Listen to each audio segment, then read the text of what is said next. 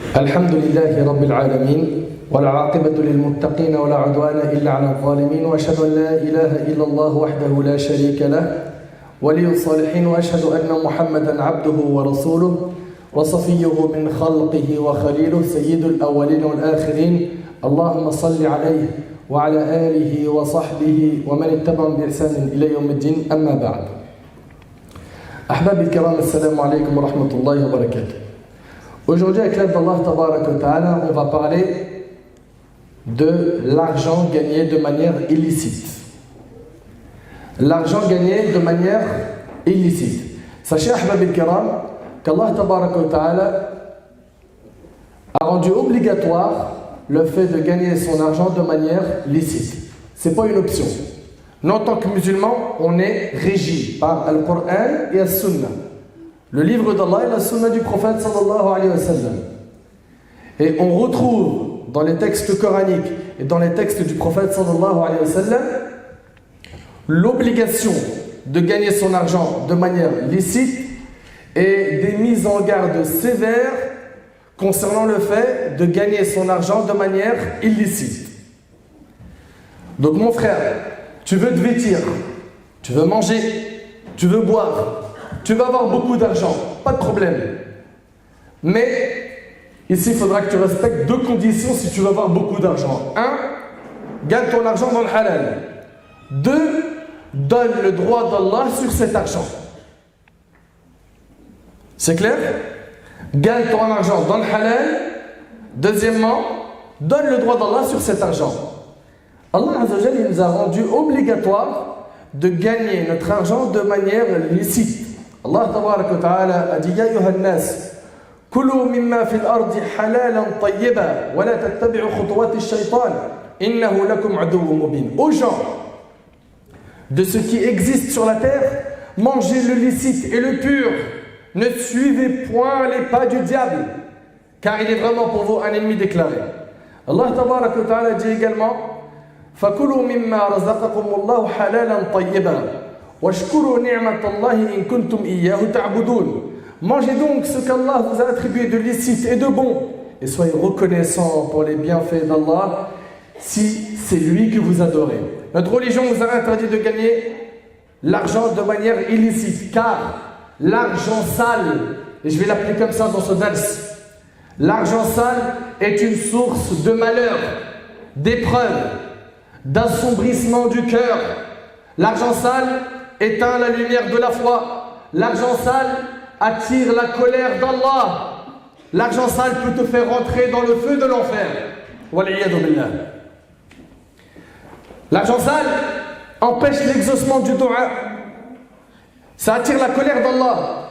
L'argent sale a des conséquences néfastes, douloureuses sur toute la société dans laquelle nous vivons. Car à cause de l'argent sale, les comportements se détériorent. Les gens se retrouvent à voler, à verser des pots de vin. Vous connaissez le rachwa, à arnaquer, à voler, à se mettre en colère et à être violent. Le prophète sallallahu alayhi wa sallam, il y a 1400 ans, il a annoncé qu'il viendra une époque où les gens ne se soucieront plus de la manière dont ils ont gagné leur argent. C'est-à-dire qu'aujourd'hui, illa man rahim Allah, sauf ceux à qui Allah fait miséricorde, il y a plein de gens qui se fichent de savoir c'est ce qu'il a gagné. Il a gagné de manière licite ou non. Et combien vont tomber dans les transactions et les relations douteuses. Et c'est pas l'argent est halal ou pas, c'est douteux, c'est pas grave. Puis petit à petit, le douteux c'est pas grave, le haram aussi, pour lui ça devient quelque chose de banal. Selon Abu Hurayra radiallahu anhu, le prophète sallallahu alayhi wa sallam a dit une époque arrivera pendant laquelle l'homme ne se souciera pas de quelle façon il gagnera l'argent, de façon licite ou illicite, rapporté par Bukhari Muslim. Et vous savez la catastrophe dans tout ça, c'est qu'on a même des gens qui aujourd'hui travaillent pour Iblis au point où ils cherchent à faire passer le halal en haram et le haram en halal. On a des gens dans notre communauté qui ne comprennent pas pourquoi on les blâme. Parce qu'ils incitent à jouer au jeu de hasard. les pronostiqueurs. Tu lui dis, mon frère, mais qu'est-ce que tu es en train de faire là?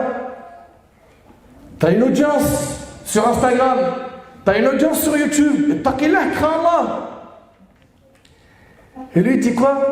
Il dit, mais qu'est-ce qui t'arrive, mon frère? Laisse-moi tranquille. Tu vas commencer à faire les discours là, tu as les rappels là, des muses. Des muses. Pourquoi monsieur n'est pas un muse? Ça veut dire quoi ça, les rappels des muses? Toi, t'es quoi? Dis-nous si tu as basculé ailleurs. Mais à partir du moment où tu es musulman, tu es régi par les paroles d'Allah et du prophète sallallahu alayhi wa sallam. Subhanallah. Ces gens-là sont arrivés à un stade où ils font le haram, ils appellent le haram et ils se vantent de faire ce haram. Mais Akhi, comment ça? Oh, frère, tu veux que je fasse quoi? Je vais acheter une maison, tu veux que je fasse comment? T'as d'autres moyens? J'ai une grande somme. Mais j'achète avec cash. Tu sais très bien comment ça se passe en France. Et puis si j'achète de telle manière, tu sais très bien comment ça se passe. Et si je fais ça, je vais avoir tel problème. Ou bien tout simplement, j'ai pas les moyens de faire autrement. Eh ben, tous ces sujets-là, on va les traiter bien comme il faut, Inch'Allah. Bien comme il faut.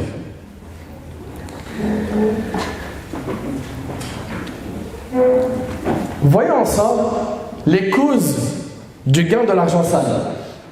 Pourquoi est-ce que certaines personnes de notre communauté ont choisi de gagner l'argent de manière illicite? Première raison, et je vais en citer 4. Et j'aimerais, Inch'Allah, que vous réceptionnez les enfants. 1. Parce qu'il manque de pudeur et de crainte envers Allah subhanahu wa ta'ala. Ces gens-là, la yastahiyuna min Allah. Ils n'ont pas honte d'Allah. Le fait d'avoir peur d'Allah empêche de tomber dans l'argent sale. Oui ou non? Hélas, on a des gens, quand on leur dit crains Allah, taqillah, ils disent elle commence même pas. Arrête, je te vois venir toi. Puis de toute façon, sur YouTube, il y a quelqu'un qui a dit que je pouvais quoi? Tu pouvais quoi? Faire ça? T'es sérieux là? Et des fois, il a raison. Il y a quelqu'un, effectivement, sur YouTube qui a dit c'était bon. Et il a ramené des arguments.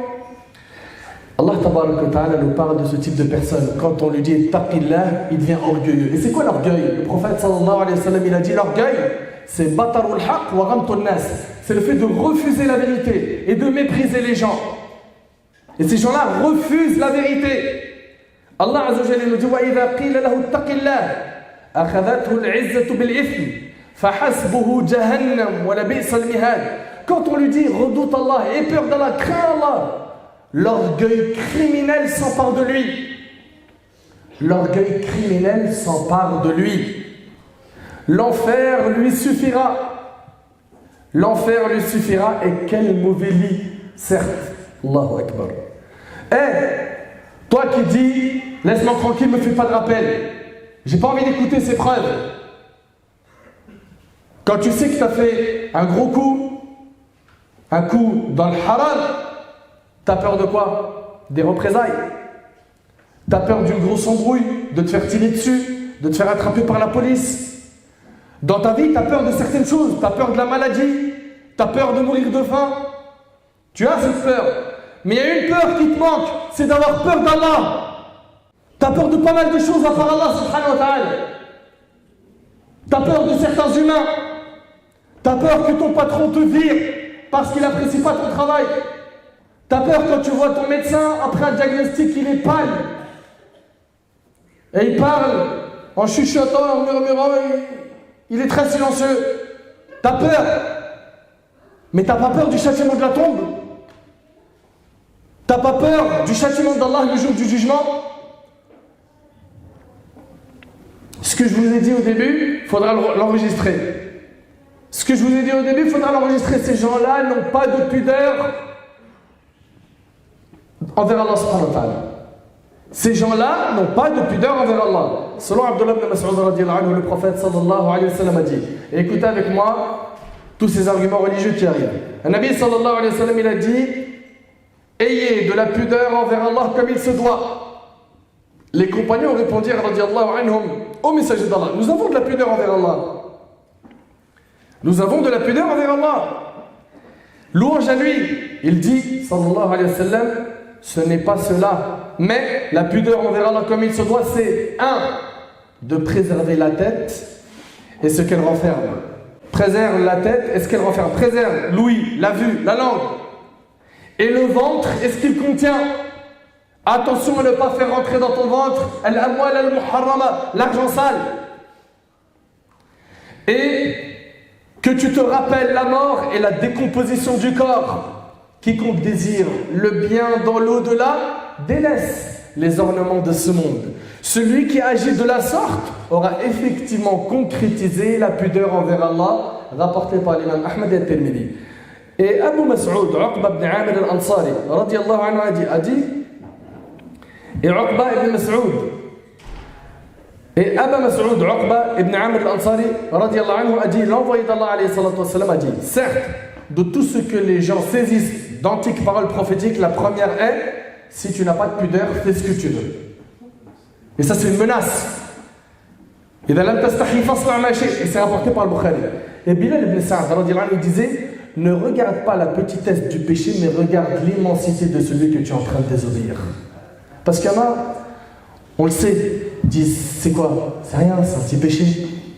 C'est pas grave. Non, n'aie pas ce réflexe. Regarde pas la petitesse du péché, mais l'immensité de celui que tu es en train de désobéir. Abdullah ibn Mas'ud, il a dit, c'est rapporté par l'imam al-Bukhari, que le croyant, quand il fait un péché, il est tellement dans une panique qu'il a l'impression qu'une montagne va s'écrouler sur lui.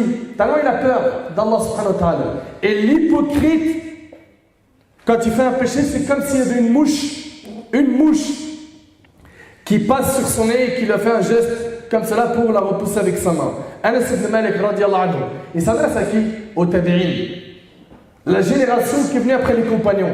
Et il leur dit à eux, il leur dit, certes, vous faites des choses qui sont à vos yeux plus fines qu'un cheveu. Mais nous, à l'époque du prophète, nous comptions ces choses-là parmi ce qui fait tomber dans la perdition. Et c'est rapporté par le Bukhari. T'imagines, Anas il dit ça au tabi'in, Anas, ce compagnon, il serait là à notre époque, où les gens ils sont en train de jouer au poker, PMU, ils mangent des bains pour acheter une voiture, une maison, ils volent, ils trompent. Tu veux un ordi, frère? J'en ai un. T'as vu, je l'ai acheté 1000, je te le vends 600. Il ne dit pas, il est en panne. Dis pas, une bête d'affaires, voilà, c'est parce que c'est toi. Parce que c'est toi, il ne le connaît même pas à la base. Disquette sur disquette, mensonge sur mensonge, et il va même peut-être jurer par Allah. Et ils n'ont pas peur, ils n'ont pas honte d'Allah. Faut le retenir, ça. Ça fait mal d'entendre ça. Il y en a même, ils se disent, mais pourquoi il est comme ça, le frère? Pourquoi il secoue, il est dur? Ah, sahbi, ces gens-là, il leur faut un coup d'électrochoc. Pour moi, c'est des gens en phase terminale, pour la plupart. S'ils ne se réveillent pas et qu'ils ne se repentent pas, il est fort possible que l'ange de la mort prenne leur âme, alors qu'ils font des catastrophes. Et selon Sahl ibn Sa'd, radiyallahu anhu, le prophète sallallahu alayhi wa sallam a dit, prenez garde aux petits péchés. Et ça, c'est un message pour ceux qui disent, c'est rien, c'est un petit péché. C'est rien, ça c'est un petit péché. Bah, c'est un grand péché ou un petit? Ok, c'est pas grave. Écoutez bien, prenez garde aux petits péchés, car les petits péchés ressemblent à un groupe de gens qui descendent dans une vallée. Chacun d'eux amène une petite branche d'arbre jusqu'à ce qu'ils apportent de quoi faire cuire leur pain. Ainsi, une personne contre qui les petits péchés comptabilisés s'accumulent périt. Et c'est rapporté par l'imam Ahmad. Première raison qui fait que les gens sont tombés dans l'argent sale, manque de pudeur envers Allah, et ils ne craignent pas assez Allah. Deuxième raison, c'est qu'ils veulent gagner de l'argent rapidement. C'est vrai ou pas?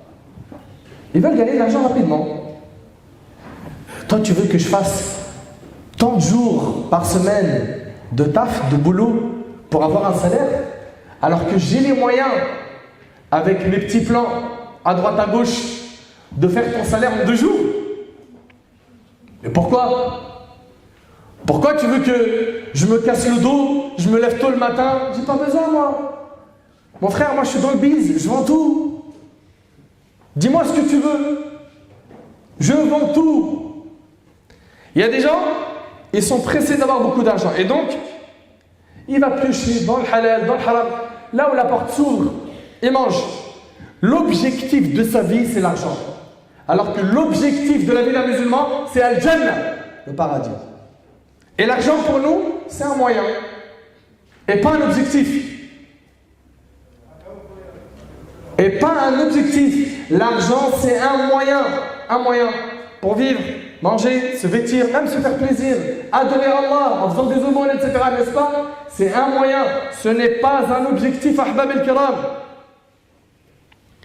Et malheureusement, il y a des personnes qui vont tout faire. Pourquoi? Pour essayer de s'enrichir. Parce que pour lui, on lui a donné comme définition, la réussite égale la richesse. Avec la richesse, tu vas être visible par ta sape. Ah ouais, tu vas plus mettre des vêtements à 20-30 balles. Là, tu vas pouvoir t'habiller bien. Les montres, tu en auras un paquet. Téléphone portable, pareil. Les voitures, ça fait voyager, te faire plaisir, aller dans des petites îles sympas, snapper les beaux décors. Tu vas pouvoir kiffer. Et donc voilà, on lui a mis une disquette où lui, il est programmé, ou elle est programmée à gagner beaucoup d'argent. C'est ça, la victoire dans sa vie. Et donc pour cette personne-là, pour atteindre ce but, peu importe le moyen, halal, haram, allez, on fonce. D'après Abu Umama radiallahu anhu, le prophète sallallahu alayhi wa sallam a dit, certes, l'Esprit Saint, Jibril, vous connaissez l'ange Gabriel alayhi salam, Jibril m'a révélé, c'est le prophète sallallahu alayhi wa sallam qui parle, m'a révélé qu'aucune âme ne mourra tant qu'elle n'a pas complété son terme de vie et sa subsistance. Vous entendez? Allah tabaraka wa ta'ala, avant que tu viennes dans ce monde, il avait déjà prévu pour toi que tu vas faire tel cursus scolaire, que tu vas obtenir tel diplôme, que tu vas faire tel travail, que tu vas te marier à telle date ou pas, que tu vas rester célibataire ou que tu vas te marier et divorcer, que tu vas avoir tant d'enfants, que tu vas vivre tant d'années et que tu vas mourir à telle date. Donc écoutez bien, certes, l'Esprit Saint Jibril m'a révélé qu'aucune âme ne mourra tant qu'elle ne... Certes, l'Esprit Saint Jibril m'a révélé qu'aucune âme ne mourra tant qu'elle n'a pas complété son terme de vie, tant qu'elle n'a pas complété son terme de vie et sa subsistance. Écoutez bien. Ainsi, faites preuve de taqwa, de piété envers Allah et de perfection dans vos demandes. Et que ne vous pousse pas le manque de subsistance à le rechercher dans la désobéissance d'Allah. Regardez comment c'est clair. Vous entendez ou pas? C'est clair. Et que ne vous pousse pas le manque de subsistance à le rechercher dans la désobéissance d'Allah. Car, certes, on n'obtient ce qui est auprès d'Allah qu'avec son obéissance. Tu veux ce qui est auprès d'Allah? Obéis-lui. Il te l'accordera Azza wa Jalla. Et comme vous le savez dans le hadith d'Abi Barza al-Aslami radhiyallahu anhu qui est rapporté par Tirmidhi, le prophète sallallahu alayhi wa sallam a dit que le fils d'Adam ne fera pas un pas le jour du jugement sans qu'il soit questionné sur quelque chose parmi elles. Son argent, comment il l'a gagné et dans quoi il l'a dépensé. Deux questions sur ton argent. Anas radhiyallahu anhu, il rapporte que le prophète sallallahu alayhi wa sallam a dit: le jour de la résurrection, on fera venir d'entre les gens dans l'enfer celui qui aura le plus joui de la vie d'ici-bas. Mais il faisait partie des gens de l'enfer. On le plongera alors une seule fois dans le feu et on lui dira: ô fils d'Adam, as-tu jamais connu quelque bien? Alors c'était bien la vie d'ici-bas? T'as kiffé, c'était propre? Celui-là, on dit que c'est celui qui a le plus joui. As-tu jamais rencontré quelque opulence? Il dira: non, par Allah, mon Seigneur. Et il va jurer qu'il n'a jamais connu un instant de bien dans la vie d'ici-bas. Pourquoi? Être trempé dans le feu de l'enfer une fois, ça fait oublier tous les plaisirs de la vie d'ici-bas. Qu'Allah nous en préserve. Qu'Allah nous en préserve. Il ne faut pas prendre cette discussion à la légère. Faut pas prendre ces discussions à la légère.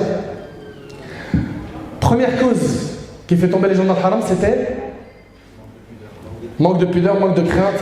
On verra là. 2,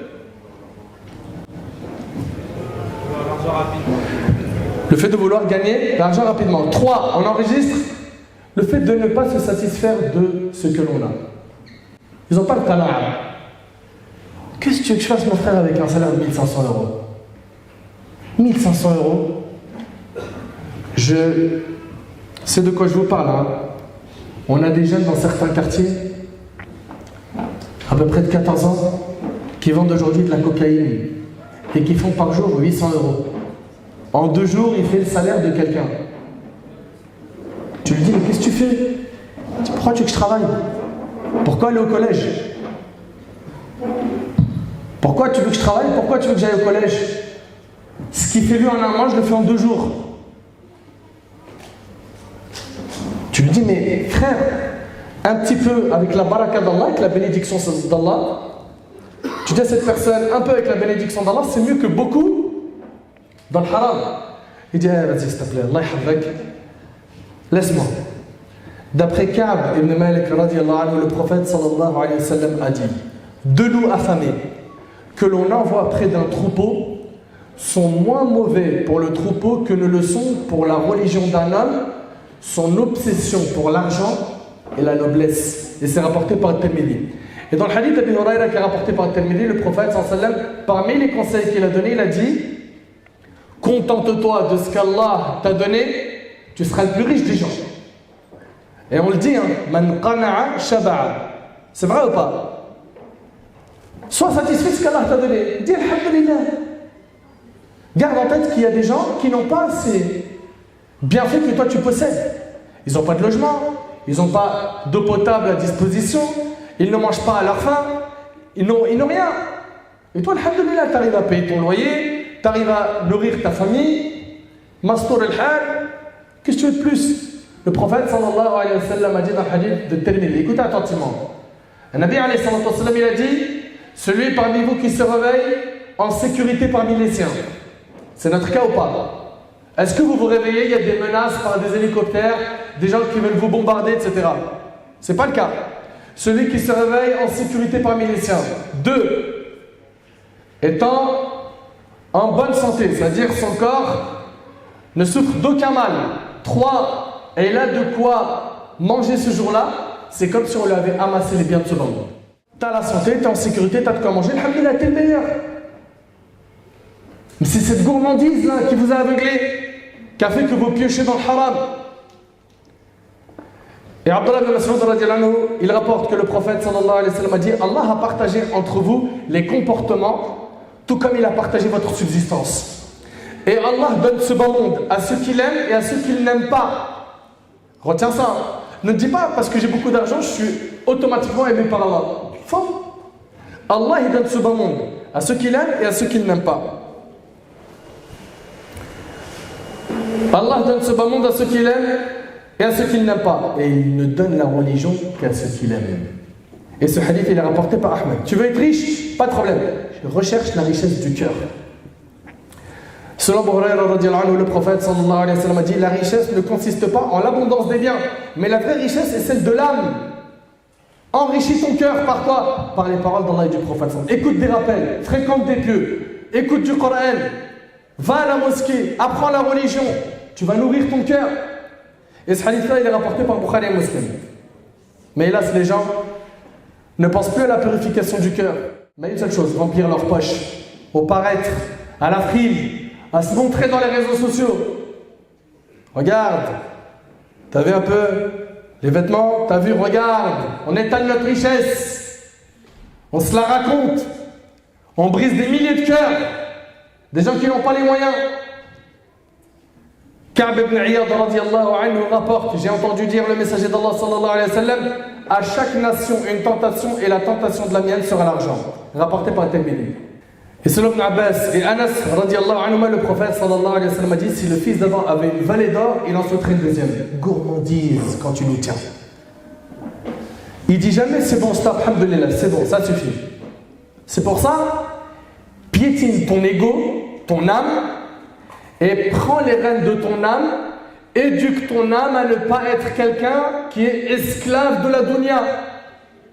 Alhamdulillah, tu as une voiture qui roule, pourquoi tu veux le 2.0?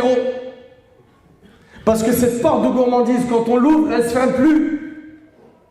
C'est pour ça qu'il va falloir que tu domptes ton âme.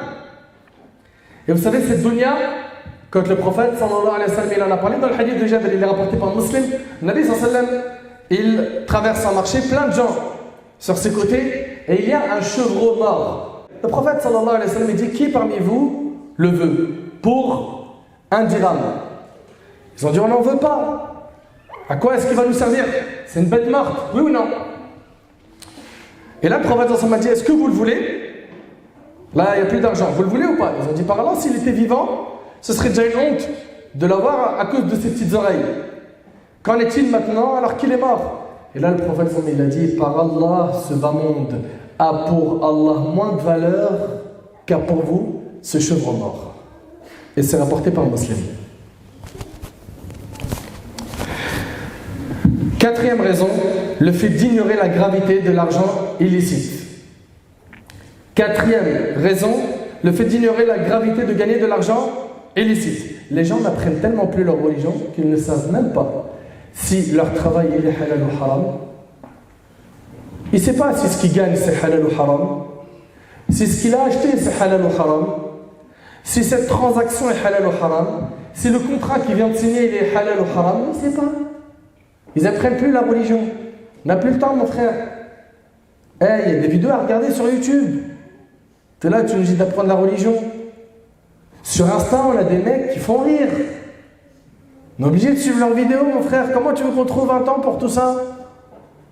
Et puis tel chanteur, il vient de sortir le dernier clip. Si c'est pas moi qui est le premier à l'écouter, hein, et qui le récite à mes potes, ils n'ont plus le temps. Et bien vous savez, les compagnons du prophète sallallahu alayhi wa sallam étaient ceux qui craignaient le plus les gains illicites. Ils avaient même peur de tomber dans ce qui est douteux. Les Sahaba radiyallahu anhum, ils étaient vraiment impressionnants. Omar al-Khattab radiyallahu anhu, vous le connaissez? Ce grand compagnon, il dit, Ajib radiyallahu anhu, il dit, nous délaissions 9/10 du halal de peur de tomber dans l'illicite. Nous délaissions 9/10 du halal de peur de tomber dans l'illicite. C'est ce qu'on appelle al-wara. Ça, c'est un degré qui est au-dessus de at-taqwa, la piété. Al-wara, c'est plus technique. C'est de délaisser certaines choses qui sont halal, de peur de tomber dans le haram. Des choses dont tu ne te sens pas à l'aise quand tu les fais alors qu'ils peuvent être halal. Subhanallah. Ça, c'est un degré très élevé. Le prophète sallallahu alayhi wa sallam, un hadith il est rapporté par Bukhari et Muslim, il rentre chez lui. Il trouve une date posée sur son lit. Une date. D'accord? J'ai pas dit un sandwich. Une date. Toi, tu rentres chez toi, tu trouves sur ton lit un bonbon. D'accord? Ou un jus, ou une bouteille d'eau. Tu vas poser la question, c'est à qui? Ça vient d'où? Tu manges ou tu bois? Tu vas pas te poser de question.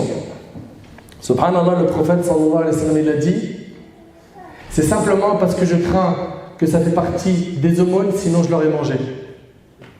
Et il s'est abstenu de manger une date qui était sur son lit, une date qui était sur son lit. Pourquoi? Parce que les prophètes, ils n'ont pas le droit aux aumônes.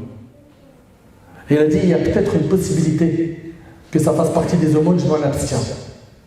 Ça, c'est al-wara'. Et il faut tirer la Ummah vers al-wara'. Il faut lui lever son niveau spirituel. Qu'on arrête d'avoir des comportements tout fatigués. Abu Bakr radiallahu anhu. Et c'est rapporté par l'imam al-Bayhaqi. Vous connaissez très bien Abu Bakr as-Siddiq radiallahu anhu. Il avait un serviteur qui lui amenait tous les jours à manger. Un jour, son serviteur lui amène du lait à boire. Puis Abu Bakr radiallahu anhu lui demande, avec quel argent est-ce que tu as acheté ce lait? Avec quel argent tu as acheté ce lait? Et là, son serviteur lui dit, j'avais gagné de l'argent en faisant de la sorcellerie. C'est de l'argent halal ou haram, ça? Je vois, il n'y a pas unanimité. Il y en a, ils divergent ou quoi? L'argent du sahib, du sorcier, il est haram, n'est-ce pas? N'ayez pas peur, hein? Oui, c'est haram. Subhanallah, son serviteur lui a dit, j'avais gagné de l'argent en faisant de la sorcellerie dans ma période de jahiliya, avant l'islam. On me l'a remboursé et avec cet argent, je t'ai acheté du lait. Abu Bakr lui a dit, amène-moi un récipient et de l'eau. Puis il se mit à bord de l'eau et il a mis ses doigts dans sa gorge pour se faire vomir. Allahu Akbar. Il ne veut pas que dans son ventre il y ait quelque chose de provenance illicite. Vous écoutez? son serviteur lui a dit, Allah ne t'a pas demandé de faire ça. Abu Bakr reprit en disant, je jure par Allah, si mon âme devait sortir en même temps que ce lait, je la ferais sortir. Car le prophète sallallahu alayhi wa sallam a dit, toute chair qui s'est nourrie de l'illicite, c'est l'enfer qui lui convient le plus. Allahu Akbar. Toute chair qui s'est nourrie de l'illicite, c'est l'enfer qui lui convient le plus. Ces gens qui gagnent de l'argent sale, ils n'ont pas peur de l'enfer. Oh, il est passé où votre cœur? Qu'avez-vous fait de votre cœur? Maintenant, très rapidement, rentrons dans les types d'argent sale. Bien évidemment, il y avait devant moi je ne sais combien de portes qui se sont ouvertes quand j'ai essayé de creuser un petit peu le sujet et de vous synthétiser le sujet. Donc j'ai dû sélectionner 5-6 choses qui se sont répandues malheureusement. D'accord? Donc, si parmi vous, certains avaient en tête que je parle de telle chose qui fait partie de l'argent sale et que je ne l'ai pas abordé, sachez tout simplement que c'est une histoire de temps. Que c'est une histoire de temps. En une heure, on ne peut pas tout aborder, n'est-ce pas? Premièrement, les jeux de hasard. Paris sportif, jeux de grattage, loto, poker, PMU, tiercé, casino, pronostiqueur. On montre aux gens sur Insta comment faire pour gagner de l'argent. Paris pour tel match. Télécharge telle application. Tu vas te faire de l'argent. Regarde, j'ai mis 100 euros, j'ai gagné 500. Et c'est une équipe de mythos. Ces gens-là, normalement, vous avez du cerveau, vous savez comment ça se passe. À partir du moment où ils sont visibles dans les réseaux sociaux, comment ça se passe? Eh bien, ils ont cette porte qui s'ouvre à eux. C'est-à-dire que lui qui jouit d'une grande audience sur YouTube, Instagram ou autre, on lui propose. On lui dit voilà, toi tu nous fais de la pub, d'accord? Et tu essaies d'attirer du monde vers nous, et de notre côté, on te donnera un iPhone X. Il leur fait rentrer 30-40 000 euros, et il lui donne un iPhone, il est tout farhan. Ouais, génial. Mortel. Ou plus, parce qu'il y en a, ils se font des très grandes sommes. Et ouvertement, Wallahi al-Azim, c'est quelque chose jusqu'à maintenant. Ça me fend le cœur de voir que les gens, ils appellent à ce grand péché. J'ai bien dit grand péché, parce qu'il y a les petits péchés et les grands. À ce grand péché, sans aucune gêne. Normal. Il y a quoi? Il n'y a rien. Jouer au jeu de hasard, c'est répandre l'injustice autour de nous. Car c'est toujours une minorité qui gagne, et vous le savez pertinemment. Oui ou non? Avant de rentrer même dans le religieux, parlons un petit peu avec logique, avec raison. C'est très rare que les gens gagnent, et les gains sont minimes comparativement au risque de perte. Et des tonnes de personnes se retrouvent déplumées. Rentrent dans ce milieu, ça devient une addiction, une drogue. Et la tristesse dans cette histoire, c'est que le péché, il agit comme une drogue. Et cette personne, finalement, ne retrouve l'apaisement de son cœur que quand elle désobéit à Allah. En 2 mots, il arrive à être heureux quand il met en colère Allah. Wallah al-Azim, c'est grave.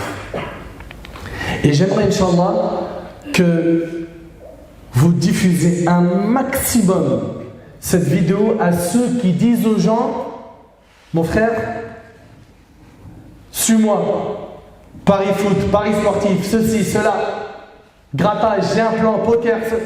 Ces gens-là, il faut impérativement les stopper. C'est notre devoir. Comment? On leur diffuse ce que la religion dit à ce sujet. Il y a un frère, je l'ai rencontré physiquement. Wallahi, par Allah, c'est vrai. Il m'a dit, je suis suivi chez un psy, tellement les jeux de hasard m'ont détruit. Et j'ai perdu 300 000 euros. Il a perdu 300 000 euros. Ça, c'est une histoire que le frère m'a dit en face à face. Et des histoires comme ça, il y en a plein, à l'appel. Ils perdent tout leur argent. Certains finissent par des divorces. Ils déchirent leur famille. Des dépressions, des violences physiques. D'autres vont même jusqu'à se suicider. Ceux qui jouent à ces jeux en deviennent rapidement dépendants. Et il y a une sorte d'ivresse qui le prend, le faisant perdre progressivement sa conscience et son bon sens. Le jeu de hasard en islam est considéré comme un grand péché dans notre religion. Il faut impérativement s'en repentir dans l'immédiat. Et sachez que l'argent, chez un grand nombre de savants, cet argent qu'il a gagné de manière licite, il ne le garde pas, bien qu'il y ait une divergence. Il s'en débarrasse. Il s'en débarrasse. Pour ce qui est de la gravité de ce péché en islam, on peut déjà s'en faire une idée uniquement en lisant le passage suivant dans le Coran, où Allah tabaraka wa ta'ala nous dit Ya ayyuha alladhina amanu innama al-khamr wal-maysir wal-ansab wal-azlam rijsun min amal ash-shaytan fajtanibuhu la'allakum tuflihun. Oh les croyants, le vin, le jeu de hasard, alcool, on sait que c'est un grand péché, c'est haram, oui ou non? Après, il y a tout de suite quoi? Jeu de hasard. Les pierres dressées, les flèches de divination ne sont qu'une abomination, œuvre du diable. Oh, tu me coûtes plus, mon frère. Allah, il te dit que ça, c'est des œuvres du diable.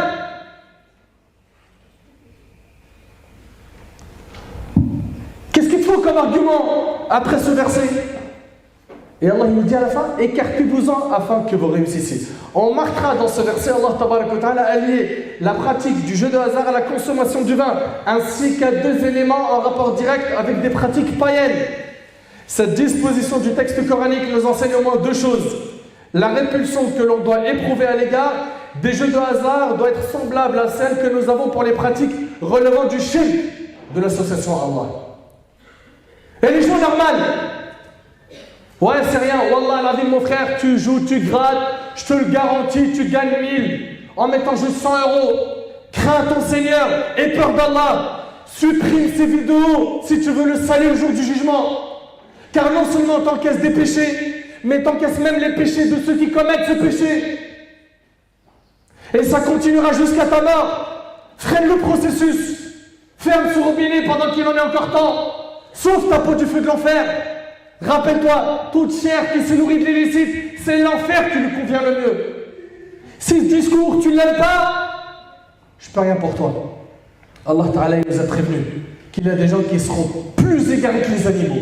Ulaïka kal an'am, bal hum adall, ulaïka humul ghafilun. Il y a des gens qui seront plus égarés que les bestiaux, nous dit Allah dans le Coran. Ils sont plus égarés. Qui sont-ils? Ceux-là sont les insouciants. Qu'Allah nous préserve de l'insouciance. Ils jouent, ils n'ont plus honte d'Allah. Mais il n'a pas honte. Snap, Insta, en veux-tu, en voilà, des publications sur les jeux de hasard. Ensuite, Ahbab al-Kiram, passons rapidement au riba. L'intérêt. Riba. Il y a plein de formes de riba. Riba al-Fadl, riba al-Nasi, etc. Eh bien, parlons un petit peu de l'intérêt. Alors, quand on dit intérêt usuraire, comme c'est traduit dans le Coran, il faut savoir que l'intérêt usuraire, c'est à partir de 20% de riba. Donc, dans la traduction, vous direz uniquement intérêt et pas intérêt usuraire. Ok? Déjà qu'on se mette d'accord. Parce que si vous dites intérêt usuraire, ça veut dire qu'à partir de 20%, c'est haram. En dessous, c'est bon. C'est clair? Taïb. L'usure. Le prêt à intérêt consiste à prêter une somme d'argent à quelqu'un pour un temps donné, qu'il devra ensuite rembourser intégralement, mais en payant en plus une somme que l'on nomme intérêt, et qui représente une sorte de loyer versé pour la location de l'argent prêté. Ça va? Oui ou non? Très bien. Cette transaction, elle est haram en islam, car il est injuste de profiter de la faiblesse des gens. Un exemple de l'Ébat. Mon frère, il vient me voir, il me dit prête-moi 500 €. Et il est dans le besoin. Je lui dis pas de problème, je te prête 500 €, mais tu me rends 550 dans 6 mois. D'accord? Donc j'abuse de sa faiblesse et je fais cela avec lui. C'est une injustice intolérable par laquelle les riches n'ont fait que d'augmenter leur richesse et les pauvres s'enfoncent encore plus. En islam, nos frères, on leur prête car ils sont dans le besoin. Et on fait ça pour Allah et non pas pour un intérêt mondain qui surtout le mettra dans la gêne. Ubayd ibn Samit radiyallahu anhu a rapporté que le prophète sallallahu alayhi wa sallam a dit l'échange de l'or contre de l'or, de l'argent contre de l'argent, de la monnaie contre une monnaie de la même nature, du blé contre du blé, des dattes contre des dattes, doit se faire en parfaite égalité et séance tenante. Quiconque donne un surplus ou l'exige tombe dans l'usure rapportée par Muslim. Ça va? Là on est en train de construire ensemble ce chapitre. Allah tabaraka wa ta'ala nous dit dans Sourate Al-Baqarah, Sourate 2, verset 275. الذين يأكلون الربا لا يقومون إلا كما يقوم الذي يتخبطه الشيطان من المس. الآية. Ceux qui mangent de l'intérêt ne se tiennent le jour du jugement comme qui? Que comme celui que le toucher de Satan a bouleversé. Vous avez déjà vu quelqu'un possédé par un djinn, qu'Allah nous en préserve? Vous avez vu comment Mskin il réagit et tout? Le jour du jugement, celui qui a mangé l'intérêt, il sera comme ça. Comme celui qui a été touché par Shaitan. Et regardez la suite. Cela parce qu'ils disent le commerce est tout à fait comme l'intérêt, alors qu'Allah a rendu licite le commerce et illicite l'intérêt. C'est clair, n'est-ce pas? Allah tabaraka wa ta'ala dit également à propos de l'usure dans Sourate Al-Baqarah, dans le verset 278 et 279. Ya ayyuhalladhina amanu ittaqullah wa dharu ma baqiya min ar-riba in kuntum mu'minin fa in lam taf'alu fa'adhanu biharbin min Allah wa rasulih wa in tubtum falakum ru'usu amwalikum la tadhlimuna wa la tudhlamun. Ô croyants, craignez Allah et renoncez aux reliquats de l'intérêt si vous êtes croyants. Et si vous ne le faites pas, vous voulez tout prix le riba, alors recevez l'annonce d'une guerre de la part d'Allah et de son messager. Allahu Akbar. Et si vous vous repentez, vous aurez vos capitaux, vous ne léserez personne et vous ne serez point lésés. Abdullah ibn Abbas radiyallahu anhu, il a dit, en commentant ce verset, il sera dit le jour du jugement à celui qui a mangé l'usure, prends tes armes et va combattre Allah. Prends tes armes et va combattre Allah. Donc, toi, mon frère, qui est tombé dans al-riba, en contractant un prêt pour acheter une maison ou pour acheter une voiture, tu veux t'engager dans ça? Tu veux te retrouver à combattre Allah le jour du jugement? Ça ne te fait pas réfléchir? Si tu ne le savais pas, c'est autre chose. D'accord? Repends-toi dans tous les cas. Repends-toi dans tous les cas. Demande pardon à Allah subhanahu wa ta'ala. Un homme est venu voir l'imam Malik rahimahullah et il lui a dit qu'en chemin, sur la route, il a vu un homme qui était ivre, qui avait bu de l'alcool et qui essayait de s'emparer de la lune. D'accord?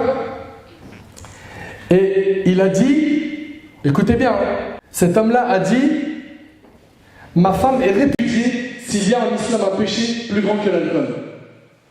Ma femme, elle est répudiée s'il y a un péché plus grand que l'alcool. Il est parti voir l'imam Malik rahimahullah. Et il lui a posé la question, est-ce qu'il y a plus grand que l'alcool? L'imam Malik lui a dit, laisse-moi voir cela et je t'en dirai plus. Le lendemain, l'imam Malik lui a dit, ton épouse est divorcée. Il lui a dit, j'ai regardé dans le livre d'Allah et la sunna du messager d'Allah sallallahu alayhi wa sallam et je n'ai pas trouvé pire que le riba, l'usure, car Allah a déclaré la guerre à son auteur. C'est l'imam Malik qui dit ça. Alors on a des gens qui vont nous dire, mon frère, payer un loyer, c'est jeter son argent par la fenêtre. Tu prends un crédit au bout de 20-30 ans, ce que tu aurais payé en loyer, finalement ça devient quoi? Une propriété, c'est à toi. Tu as ton jardin, tu peux faire un barbecue, les enfants ils ont de l'espace. Ils peuvent courir, tu ne déranges pas les voisins. N'est-ce pas? C'est ça. Premièrement, en islam, ce n'est pas une obligation religieuse d'acheter un logement. D'être propriétaire, ce n'est pas une obligation religieuse. On est d'accord dessus ou pas? C'est bon? Ok. Après, ça ne veut pas dire par là qu'on n'a pas le droit d'avoir un beau logement, un grand logement. Le prophète, dans le hadith de Saad qui est rapporté par Al-Bahban, il a dit 4 choses font partie du bonheur. Parmi elles, la maison spacieuse. Mais à condition que tu l'aies gagnée de manière licite. Ok? La condition, c'est que tu aies gagné ton argent de manière licite et que tu aies acheté de manière licite. Très bien. Cette histoire de tu jettes ton argent par la fenêtre. Ah bon? T'as pas un service en contrepartie quand tu payes le loyer? Non? T'en as pas. T'as pas un endroit sécurisé pour toi et ta famille? Où tu peux ranger tes vêtements, avoir le chauffage quand il faut? ranger ta nourriture, etc. Tout ça, c'est pas des services. Compte si tu étais dans un hôtel pas cher, avec le même nombre de personnes qu'il y a dans ta famille. Famille de 2, 3, 4 personnes. Tu paierais combien en un mois? Donc finalement, tu es dans la norme. Tu es dans la norme. D'accord? Et puis ceux qui nous disent, en achetant, voilà, tu te détaches de ces boulets que tu as au pied, là, le loyer, etc. Ah ouais? À ces personnes-là, on leur dit, mais quand tu achètes une maison avec crédit, bah, tu as tant d'argent à payer par mois, ok? Que tu sois en galère ou pas, tu dois les payer. Ça ne te met pas une pression déjà? Ok? Tu dois, imagine tu perds ton emploi, tu perds ceci, tu dois quand même payer ça. Puis après, quand tu l'achètes, compte, taxe foncière, ceci, cela, tout ce que tu payes, l'entretien, les travaux, ça vaut pas le coup. Après, je suis pas en train de dire que c'est pas bien d'acheter, etc. Mais quand tu regardes finalement, il y a autant de dépenses. Il y a des dépenses de ce côté et de l'autre. Après, c'est lui qu'Allah subhanahu wa ta'ala qui il lui a donné. Et c'est facile, c'est aisé pour lui. Surtout, qu'Allah il le facilite, qu'il lui a quand même plus grand que cela. Dans le halal. Ok? Mais le souci, vous savez, c'est quoi? C'est que s'engager dans ça, c'est trop risqué. C'est trop risqué. Tu peux te retrouver à combattre Allah le jour du jugement. Et regardez ce qu'il nous dit le prophète sallallahu alayhi wa sallam. Dans le hadith d'Ibn Majah, Abu Huraira il rapporte que le prophète sallallahu alayhi wa sallam a dit: l'usure se présente sous 99 formes, dont la moins grave équivaut au fait qu'un homme commette la fornication avec sa mère.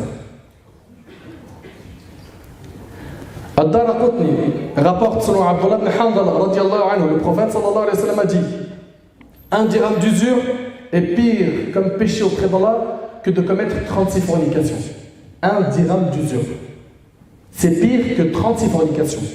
Al-Hakim rahimahullah rapporte que le prophète sallallahu alayhi wa sallam a dit: lorsque la fornication et l'usure apparaissent dans un peuple, ils ont alors mérité un châtiment. Dans le hadith de Jabir radiyallahu anhu, dans lequel il est dit, il dit, le prophète sallallahu alayhi wa sallam a maudit. Ça veut dire comme maudit, c'est-à-dire il est matroud min rahmatillah. Il est chassé de la miséricorde d'Allah. A maudit celui qui pratique l'usure, celui qui la fournit, celui qui écrit ce contrat et celui qui se porte témoin de l'usure en disant qu'ils sont tous pareils rapportés par le musulman. Selon Ibn Mas'ud, le prophète sallallahu alayhi wa sallam a dit: quiconque abuse dans la pratique de l'usure finit sa vie dans le manque et la pauvreté, rapporté par Ibn Majah al-Hakim. Tu ne trouveras jamais ta vie le bonheur dans la désobéissance à Allah. Les épreuves et les malheurs vont se multiplier sur toi parce que tu désobéis, parce que tu transgresses. Donc après tout cela, les intérêts bancaires, c'est toujours halal pour toi? Ça vaut toujours le coup? Même quand tu as des intérêts dans ton compte, tu sais ceux qui sont générés à la fin de l'année, il ne faut pas les garder. Faut pas les garder. Tu n'as pas le droit de l'utiliser. Tu dois t'en débarrasser et ce n'est pas compté pour toi comme une aumône. C'est de l'argent sale. Ok? Et je vous avertis également des découvertes. Il y en a, comment ils sont contents. Mon banquier, il est trop gentil. Il m'a ouvert le robinet du découvert. J'ai le droit à tant de découvertes. Mortel. Tu payes des agios, mon copain. Riba. Riba. Et il y a plein de formes de riba. On bête dedans, fais pas attention. Fais gaffe. Tu tombes en dessous du zéro, tu payes. C'est pas pour tes beaux yeux. Il n'est pas permis à un musulman riche ou pauvre de contracter à la banque ou ailleurs un prêt assorti d'intérêt. Peu importe que le taux soit fixé à 5%, 15%, plus, moins. Allah tabaraka wa ta'ala nous a dit dans le Coran: wa ta'awanu 'ala al-birri wa at-taqwa. C'est pour ça qu'on vous fait ce rappel. Entraînez-vous dans l'accomplissement des bonnes œuvres et la piété. Wa la ta'awanu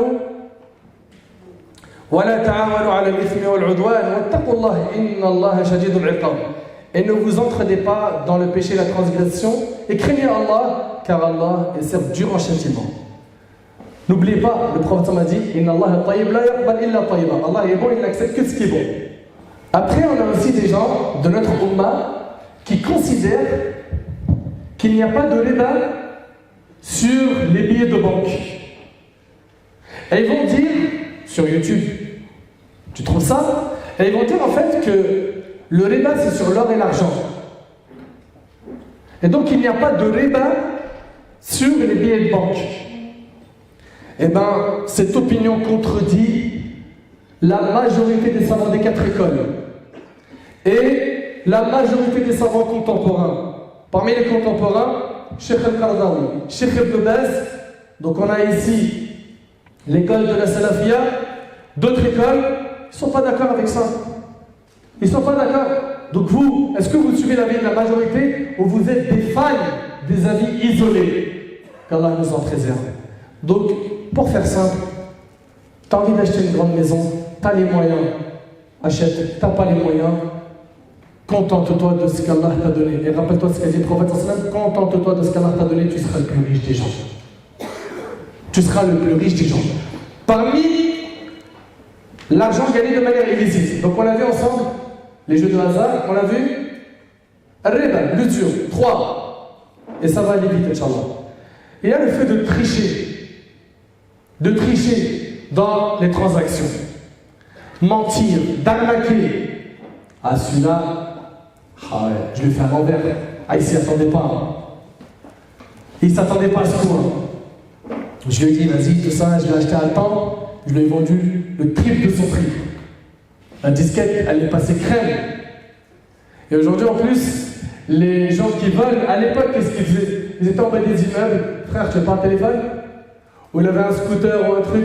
Frère, tu n'es pas intéressé par un T-Max? Là, c'est pareil. Le Bon Coin fait le boulot. On met ça sur le Bon Coin, et c'est bon, ça prend une nouvelle forme. C'est carré, c'est sérieux. Donc ils vont tricher. Et la tricherie, on l'a dans plein de choses. Dans les marchés, il y en a qui vont tricher sur le poids de la marchandise. N'est-ce pas? Il va tricher sur le poids de la marchandise. Il va dire, tiens frère, voilà 2 kilos. Tu regardes comment il pèse, tu regardes. Il fait comme ça, il pose le sac, il le relève, il dit, c'est bon, il y a même un peu plus, 2 kilos 500. Tu rentres chez toi, tu pèses 1,5 kg. Allah tabaraka wa ta'ala,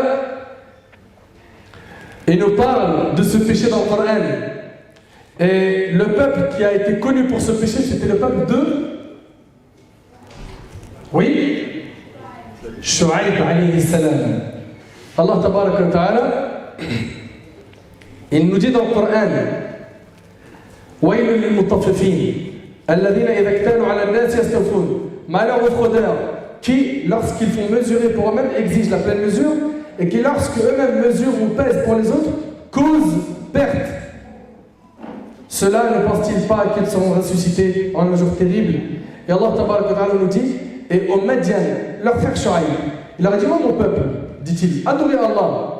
Pour vous, pas d'autre divinité que lui. Une preuve vous est venue de votre Seigneur. Donnez donc la pleine mesure et le poids et ne donnez pas aux gens moins que ce qu'il leur est dû. Ils n'ont pas écouté, ils ont refusé. Le résultat,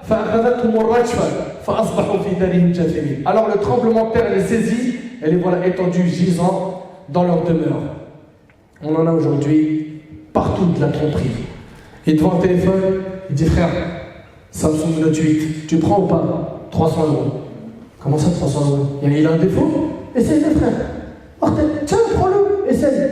T'essayes, ça se passe très bien. Mais il a un défaut de batterie, tu pars, classe. Et il est super content, il t'a vendu une merguez pour 300 €.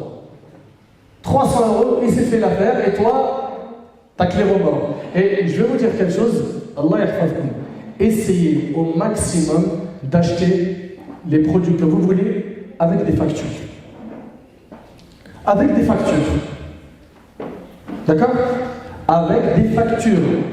T'as des gens, ils viennent, t'as par exemple l'iPhone X, on sait combien ça coûte, n'est-ce pas?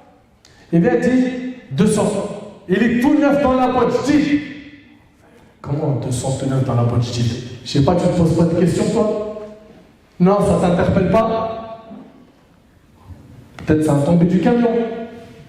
Oui ou non? Il est peut-être volé. Comment tu fais? Exige une facture. Il n'y a pas, Allah ya'aoud. Le prophète il a dit, délaisse ce qui est douteux pour ce qui n'est pas douteux. Ça c'est pour protéger ta religion.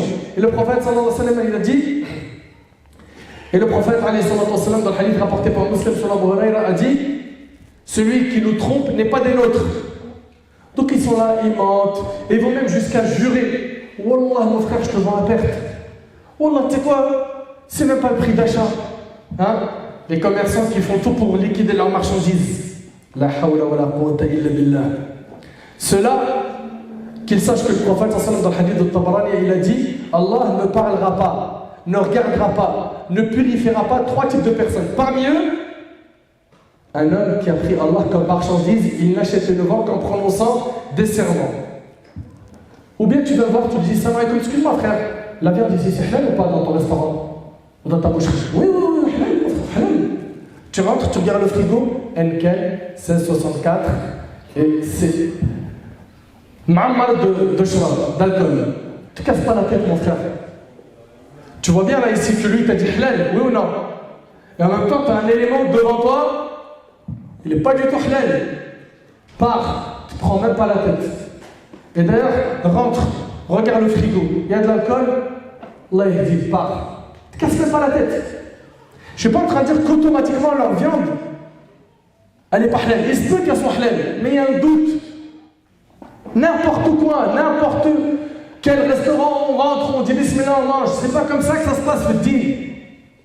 Dans ton ventre, tu ne mets pas n'importe quoi. Ok? Donc attention à tout ce qui est douteux. Faites très attention. Les musulmans ne tombent pas dans les relations douteuses. Également, revendre ce qui est volé. C'est interdit en islam. Il sait que c'est volé, il le revend. Le fait que tu fais ça, c'est une entraide à la propagation du mal. Car tant que tu existes avec cette mentalité qui ne s'en soucie pas, eh ben, ce scénario se reproduira. Mais quand les gens n'achèteront plus ce qui est haram et ils ne revendront plus ça, khalas. D'accord? Ensuite, on a les pots de vin. Vous connaissez? La corruption, on va choisir un petit billet sous la table. J'aimerais bien avoir tel projet, mais j'arrive pas, c'est mort. Je vais donner une petite enveloppe sous la table, c'est réglé, tu peux l'avoir ce projet.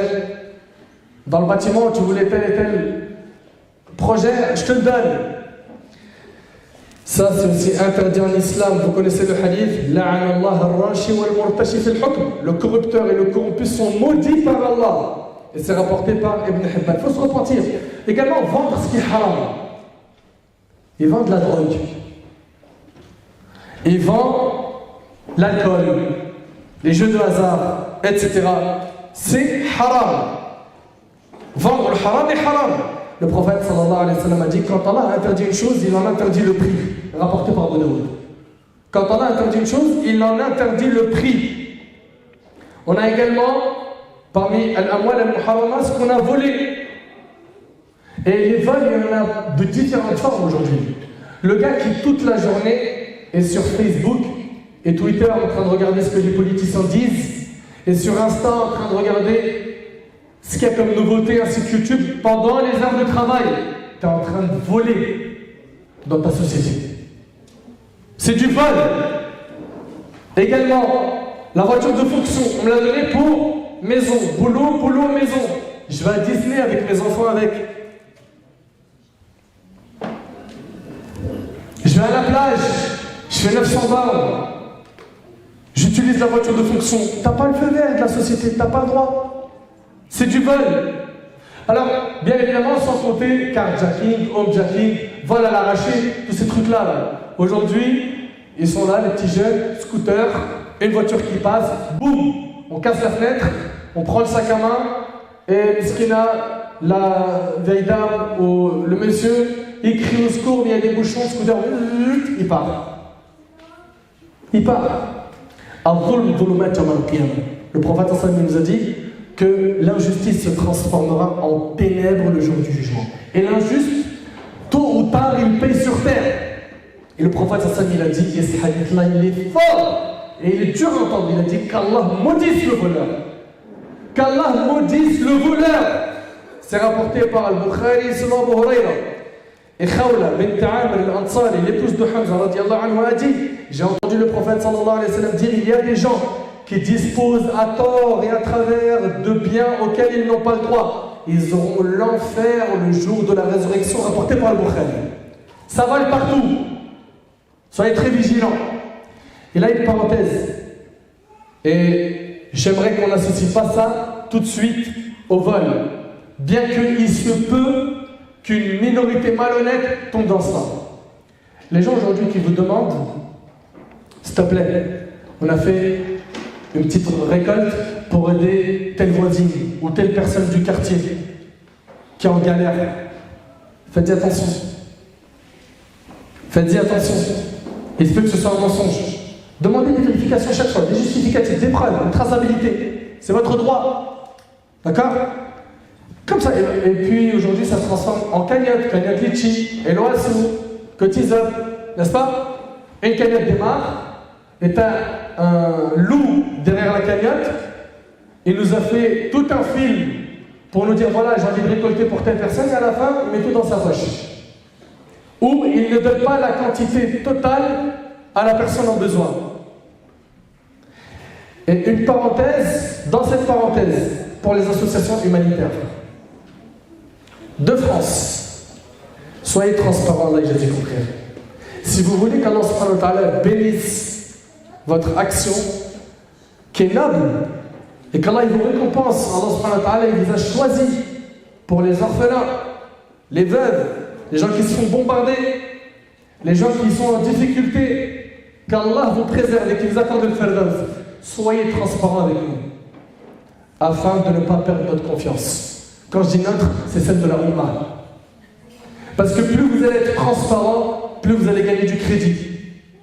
Voilà, une cagnotte elle est lancée, il faut dire, c'est pour ça, ça, ça et ça, avec des chiffres. D'accord? Et c'est notre droit de demander à ces gens-là qu'ils soient transparents.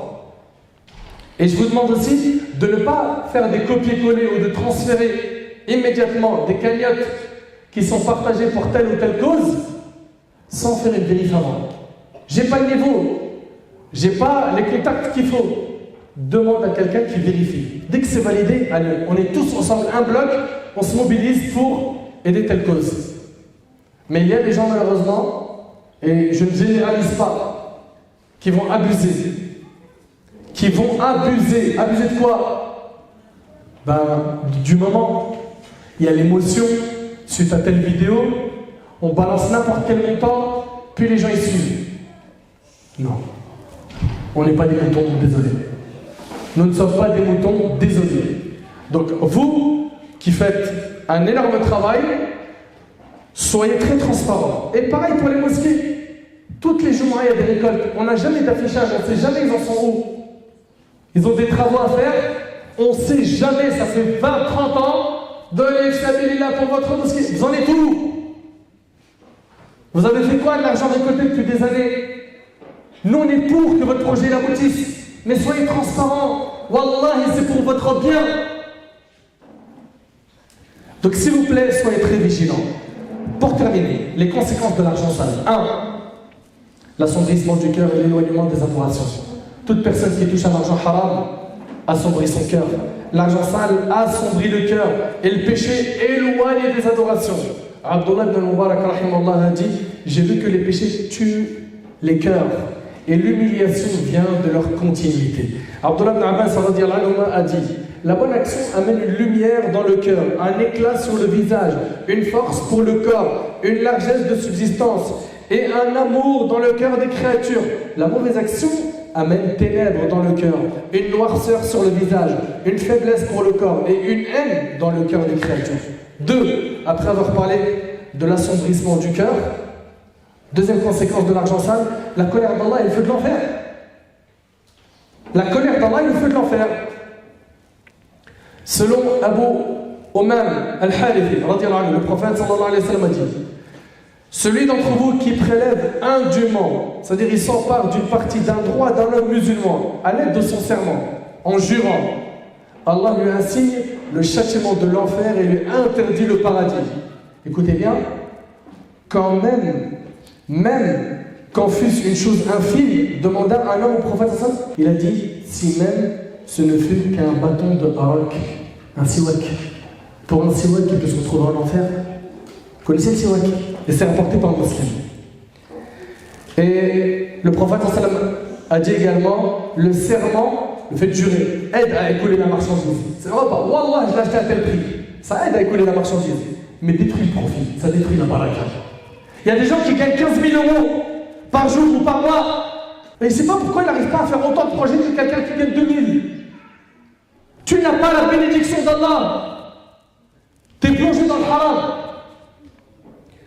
Abu Dharr radiallahu anhu rapporte, le prophète sallallahu alayhi wa sallam a dit: Allah ne parlera pas à 3 personnes le jour du jugement, ni ne les regardera, ni ne les purifiera, et ils auront un dur châtiment. Il répéta ceci 3 fois. Abu Dharr radiallahu anhu dit alors, et ils ont certes perdu et échoué, qu'est-ce au prophète sallallahu alayhi wa sallam? Et parmi eux, quelqu'un qui, quand il vend, il achète, il jure par Allah. 3e conséquence de l'argent sale, l'invocation n'est pas exaucée. Ton doigt, il monte plus au ciel. Ton doigt n'est pas exaucé. Ibn Abbas dit, ce verset fut récité en présence du prophète sallallahu alayhi wa sallam. Ya ayyuhan nas, kulu mimma fil ardi halalan tayyiba. Aux gens de ce qui existe sur la terre, mangez le licite pur. Sa'ad ibn Abi Waqqas, c'est un grand compagnon, un parmi les 10 à qui il a été promis le paradis. Il a dit alors, ô messager d'Allah, implore Allah pour qu'il fasse en sorte que mon invocation soit exaucée. Le prophète sallallahu alayhi wa sallam a dit, ô Sa'ad, fais en sorte que ta nourriture soit licite et pure. Tu seras quelqu'un dont l'invocation est exaucée. Par celui qui détient l'âme de Mohammed dans sa main. Lorsque l'homme projette une bouchée illicite dans son ventre, aucune action ne sera acceptée de lui pendant 40 jours. Et tout homme dont la chair a été nourrie d'illicite, l'enfer en est le plus digne, rapporté par l'imam al-Tabarani. Ahbab al-Kiram, pour continuer dans cet élan, le prophète sallallahu alayhi wa sallam nous parle d'un homme qui est en voyage, les cheveux en broussailles et tout couvert de poussière. Il tend cependant les mains vers le ciel en disant Ya Rab, Seigneur, Seigneur, alors que son manger est illicite, sa boisson est illicite, il a été nourri d'illicite. Comment donc exaucerait-il les vœux d'un tel homme? Lui, son dua, il n'est pas accepté, c'est rapporté par Muslim. Ibn Umar a dit, quiconque achète un habit avec 10 dirhams, dont un dirham illicite, Allah n'accepte de lui aucune prière tant qu'il le portera. Puis il mit les doigts dans les oreilles et dit, puisse-t-elle devenir sourde si je n'ai pas entendu ceci du messager d'Allah alayhi salatu wassalam. C'est rapporté par Ahmed selon une chaîne discutable d'après Ibn Rajab. 4e conséquence de l'argent sale, et on termine, c'est que les bonnes actions ne sont pas acceptées quand tu manges l'argent sale. Omar ibn Khattab radiallahu anhu, il a dit, quand ce fut le jour de Khaybar, ça c'était dans la biographie du prophète sallallahu alayhi wa sallam, un petit groupe des compagnons du prophète sallallahu alayhi wa sallam, sallallahu alayhi wa sallam vint dire, un tel est mort martyr, et un tel est mort martyr. Puis ils passèrent devant la dépouille mortelle de quelqu'un et dirent, c'est un martyr. Le prophète sallallahu alayhi wa sallam dit, oh que non. C'est quelqu'un qui a fait le jihad avec le prophète alayhi salatu wa sallam. Il a combattu avec le prophète alayhi salatu wa sallam. Le prophète dit, il n'est pas martyr. Je l'ai vu en enfer. Allahu Akbar. Pourquoi? Portant un manteau qu'il a volé du butin. Un manteau. Vous vous imaginez un peu? Il a fait le djihad avec le Nabi alayhi salatu wa sallam, il se retrouve en enfer pour un manteau qu'il a volé du butin. Et ce hadith il est rapporté par l'imam Muslim. Allah Azza wa Jalla nous dit i'lamu annama al-hayatu ad-dunya la'ibun wa lahu wa zinatun wa tafakhurun bainakum wa takathurun fil amwali wal awlad. Al-aya. Sachez que la vie présente n'est que jeu, amusement, vaine parure, une course à l'orgueil entre vous et une rivalité dans l'acquisition des richesses et des enfants. Et il y a d'autres choses qui sont citées dans le verset, mais je me contente de cela. Nous, ce qu'on va faire, Ahbab al-Kiram, c'est de toujours penser à la baraka d'Allah, la bénédiction d'Allah. Le bonheur, il ne se trouve pas dans le fait d'avoir beaucoup d'argent dans le haram, mais d'avoir tout simplement gagné ton argent de manière illicite. C'est dans ça, dans le fait d'obéir à Allah, que tu trouveras le bonheur. Combien il est triste de constater que de nos jours, l'argent est devenu notre centre vital. Et j'abuse pas si je dis que pour certains, l'argent a même pris la place d'Allah. Oui, c'est la réalité. Il vit pour ça. Il vit pour ça. Ils reculent devant rien. Ils ne reculent devant rien pour accroître leur richesse. Et peu importe, c'est gagné de manière licite ou illicite. Je finis avec ce hadith. Selon Abu Hurayra radiyallahu anhu, le prophète sallallahu alayhi wa sallam a dit, méditez bien sur ce hadith. Le prophète, il a tout fait pour protéger sa communauté. Il a tout fait pour nous protéger du feu de l'enfer. Il a tout fait pour que les gens ne s'égarent pas. Il a dit, je suis par rapport à ma communauté comme l'exemple d'un homme qui alluma un feu et dans lequel les insectes et les papillons tomberaient malgré que cet homme les repousse. Quant à moi, je vous empêche de vous précipiter dans le feu en vous tenant par la ceinture. Mais malheureusement, certains de vous m'échappent. Vous avez échappé au prophète sallallahu alayhi wa sallam, vous qui refusez le chemin de la droiture. Vous ne voulez pas, par vos actions, entrer au paradis. Vous le dites de vos langues, mais vos actions montrent l'inverse. Il est temps de se remettre en question et de demander pardon à Allah subhanahu wa ta'ala pour tout l'argent sale qu'on a gagné en volant, en faisant du mal aux gens. Et puis si tu as volé, sache que dans ton repentir, il y a une chose que tu dois rajouter.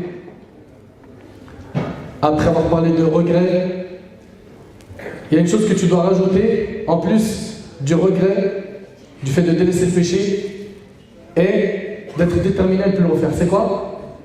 C'est de rendre aux ayants droit ce que tu as volé. Que tu rendes ce que tu as volé à leurs ayants droit. Je mène une enquête pour les trouver. Il faut que je fasse le nécessaire pour les retrouver et leur rendre ce que je leur ai pris injustement. Je ne les trouve plus, il n'y a plus de piste du tout.